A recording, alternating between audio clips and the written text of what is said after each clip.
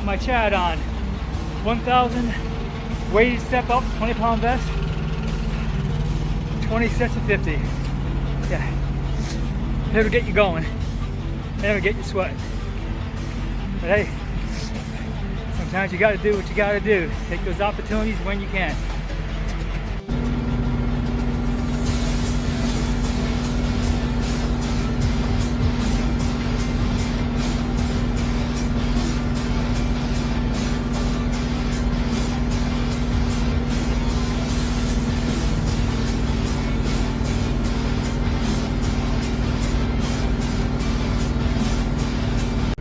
Alright, here's today's tip from this old Spartan. You get an opportunity, nowhere else to train, make the most of what you have, take on any challenge you see. You finish, you finish. You fail, at least you tried. Certainly better than sitting in the truck behind the wheel, waiting for, I don't know, nachos or something. Anyways, that's today's tip from this old Spartan. Enjoy your day.